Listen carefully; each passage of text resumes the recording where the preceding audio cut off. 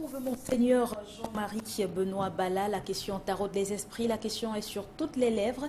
Alors que les recherches suspendues hier se poursuivent ce matin, nous font savoir donc nos reporters ou alors nos envoyés spéciaux de ce côté qui sont à pied d'œuvre véritablement depuis hier pour vous permettre d'avoir les dernières informations sur Equinox Télévision. Et cette actualité justement a retenu l'attention de la presse écrite. Presque tous les tabloïds en parlent ce matin. Mais qu'est-ce qui est dit précisément dans les journaux? Nous allons tout de suite prendre la revue de presse et c'est avec le concours de Flavien Dongo. Flavien, bonjour. Bonjour Gladys, bonjour à tous les téléspectateurs ce matin. C'est une disparition mystérieuse qui inquiète et qui intrigue aussi à la fois. Oui, c'est ce que la presse dit en tout cas. Ceux qui vont aller dans les kiosques ce matin pourront savoir ce que la presse, ou alors comment est-ce que la presse a traité de cette question. Et ce qui reste d'actualité, c'est que le Monseigneur reste jusqu'ici introuvable. Oui. Donc malgré les recherches qui sont effectuées depuis hier. Voilà. En tout cas, on va prendre donc l'actualité dans la presse pour savoir justement qu'est-ce qui est dit concernant cette actualité et d'autres actualités également que vous découvrirez en faisant un tour dans les différents kiosques. Très bien, nous commençons par la nouvelle expression ce matin qui parle de l'Église catholique, l'évêque de Bafia introuvable, c'est le grand titre du journal. Parti de l'évêché mardi vers 23 h, son véhicule a été retrouvé donc sur le pont de Bebda avec une mystérieuse mention sur une feuille en milieu de ses pièces personnelles. Je suis dans l'eau, et dans quelle eau se trouve-t-il véritablement? C'est la question, mais la presse a traité à sa manière cette autre information, et on le sait, donc Monseigneur Jean-Marie Benoît Bala est donc jusqu'ici introuvable. On le sait dans la partie du journal, son véhicule donc retrouvé de marque Prado de couleur blanche qui a été retrouvé vers 13 h par les autorités administratives sur le pont au-dessus du fleuve Sandaga à Ebebda. Dans le véhicule, il y avait donc une serviette blanche, des documents personnels également dans le cadre et bien entendu dans la carte nationale d'identité de Monseigneur Jean-Marie Benoît. Et tout cela, dans le journal ce matin, on apprend également qu'il avait donné, bien entendu, de sa vie à l'Église et il a traité également, il parlait beaucoup plus de la mort, il parlait également de la disparition de son prédécesseur. Donc tous ces éléments sont dans le journal pour dire que ces derniers temps, il avait l'air fatigué, selon bien sûr quelques personnes interrogées, des fidèles notamment, ses proches aussi, qui font savoir qu'il y a bien des choses qu'il fallait voir déjà, des signes qui étaient déjà prévisibles. Est-ce qu'il a vraiment disparu? Est-il dans l'eau véritablement? C'est autant de questions que se pose le journal. Mais à propos donc du projet pastoral diocésain, donc Monseigneur Jean-Marie Benoît Bala soulignait que le projet pastoral insiste donc effectivement sur la foi en tant que responsabilité. Donc dans ce sens, beaucoup de paroisses du diocèse se font donc de très belles choses, de très belles expériences, et ce sont des expériences qu'il a donc souhaité qu'elles soient vécues par beaucoup de personnes, c'est-à-dire aimer Dieu, aimer son prochain, comme la parole le dit d'ailleurs, et c'est ce qui est également vécu dans le journal ce matin. Donc avec notamment des phrases comme celle-là, on peut comprendre qu'il y a bien des choses qui se seraient déroulées bien avant et qu'il avait déjà une impression, il avait une idée de ce qu'il devait être fait.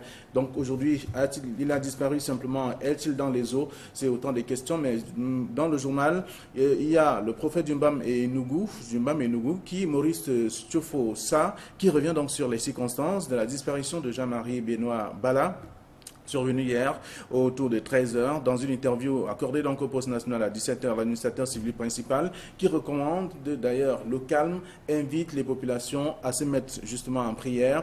Il estime qu'il y a bien de choses qu'on pourrait voir et refaire aussi pour peut-être, il est allé juste faire un tour, il peut revenir à tout moment. Et là, ça devient également une autre préoccupation. C'est là l'un des aspects à découvrir dans le journal, la nouvelle expression de ce matin. Le journal Le Messager, qui traite également de cette question ce matin, fait savoir simplement que l'évêque de Bafia a disparu et qu'il peut revenir également. Mais aujourd'hui, on apprend que c'est le clergé qui est sous le choc depuis l'annonce de la disparition de Monseigneur Jean-Marie Bala. Donc aujourd'hui, le clergé qui s'est prononcé à travers notamment le président de la conférence épiscopale du Cameroun, donc Monseigneur Samuel Cléda, qui estime qu'il faut simplement prier, et il invite les hommes de bonne volonté, les fidèles catholiques, à prier, beaucoup prier, et espérant qu'il pourra certainement revenir, même s'il scellé dans l'eau et qu'il trouve une place auprès de l'Éternel. Donc c'est aussi l'un des aspects, comment est-ce que la presse traite également de cette question dans le messager de ce matin.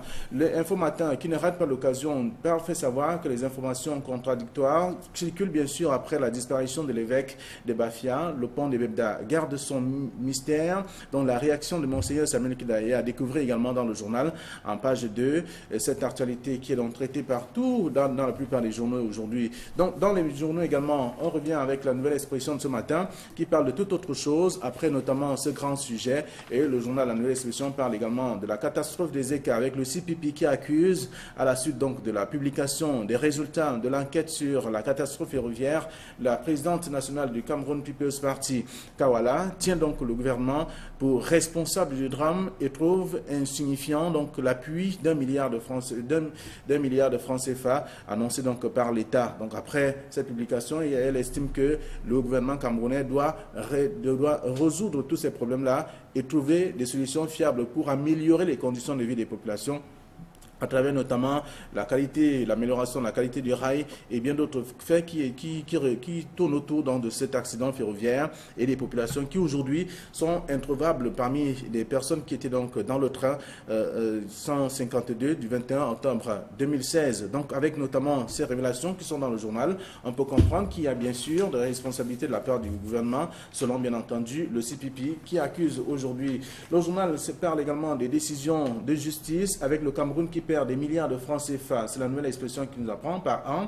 Donc le constat est fait par les observateurs avertis au regard des verdicts donc rendus dans les tribunaux et qui condamnent d'ailleurs de plus en plus l'État à payer les dépens, aux innocents détenus à tort ou à raison. C'est à lire dans le journal. On prend par exemple le cas donc de 10 ans, de 17 ans passés sans motif valable donc de Michel Thierry à Tangana. C'est un des cas. On parle également de l'ex-maire de Njombe Penja et de Paul Eric King qui victime dans des procès à n'en point finir, avec également plusieurs cas aussi qui sont sur son dos, mais qui finalement n'ont pas révélé grand-chose, selon bien entendu le journal. Alors Paul Eric King, on se souvient, avait été donc condamné à 3 ans de prison ferme le 23 mars 2011 par la Cour d'appel du littoral avant donc d'écoper de la prison à vie prononcée donc par le tribunal de grande instance du Vourier aussi. Donc, avec également ces multiples exemples, on comprend qu'il y a bien des choses et qu'il y a le Cameroun, en tout cas, perd beaucoup d'argent parce qu'il manque des conseils aussi de qualité. Et c'est ce que dit d'ailleurs Maître Célestin Kengoum, qui fait savoir qu'il faut que l'État s'entoure de bons conseillers juridiques, dont l'avocat au barreau du Cameroun évoque d'ailleurs les contours des décisions de justice qui condamnent de plus en plus l'État du Cameroun à verser des millions, voire des milliards de francs CFA en guise de réparation du préjudice subi donc par des fonctionnaires et même autres innocents incarcérés à tort. Donc c'est à découvrir dans le journal, dans cette interview que Maître Kengoum a accordé à la nouvelle expression pour comprendre qu'il y a également des juristes, en tout cas, qui ne font peut-être pas leur travail autour des condamnations qui sont faites et qu'il faut simplement que l'État s'entoure de bons conseillers juridiques pour éviter la sortie des milliards de francs CFA pour notamment payer des dommages et intérêts à des personnes qui avaient été condamnées par exemple à tort. C'est à découvrir dans le journal La Nouvelle Expression de ce matin. Et puis dans Info Matin, on parle également du colonel Clément Moussi. Toute l'élite du Grand Nord était dans le coup. Tension ouverte, témoin donc averti de la tentative avouée, ou tout au moins avortée de la mutinerie du 6 avril 1984. L'officier à la retraite livre dans sa part des vérités dans le journal et dans le dossier à lire de la page 8 à la page 9. C'est dans ce numéro, parce qu'on revient également sur la question du 6 avril. Qu'est-ce qui s'est réellement passé, qui était impliqué et qui a payé le prix? De toute façon, dans le dossier de ce matin, on peut comprendre tout cela si vous faites un tour dans les kiosques ce jour, ce 4e jour de la semaine.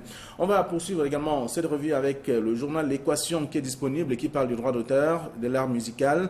Il y a un bras de fer entre le Premier ministre et le ministre des Arts et de la Culture. Philemon Yan a d'ailleurs prescrit la fusion CMC-SOCAM faisant fi donc de cette instruction, Moïse Kombi a décidé donc de créer une nouvelle société vers un échec à l'assainissement donc de ce milieu.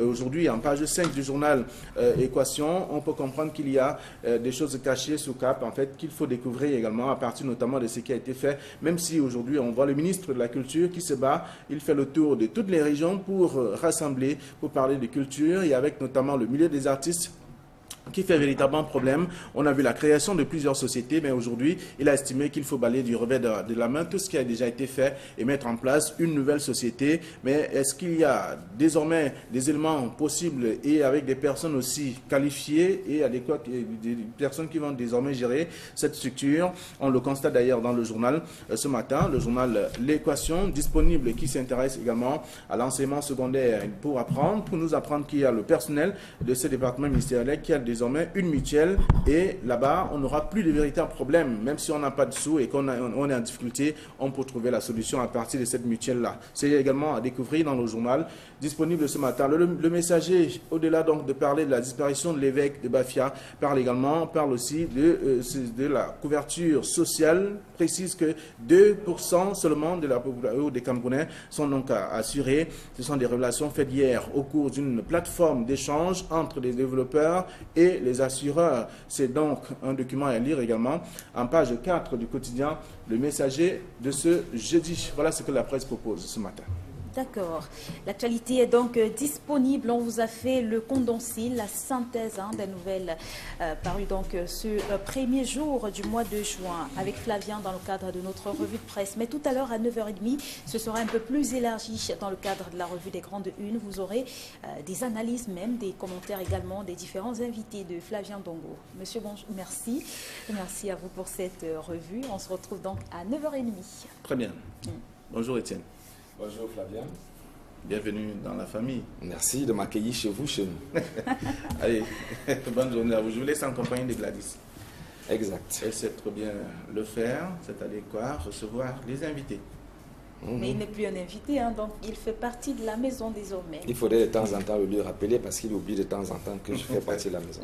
Il fait partie de la bande de Lefto. Vous savez que même quand on est régulier dans une maison, on n'est pas très sûr d'avoir les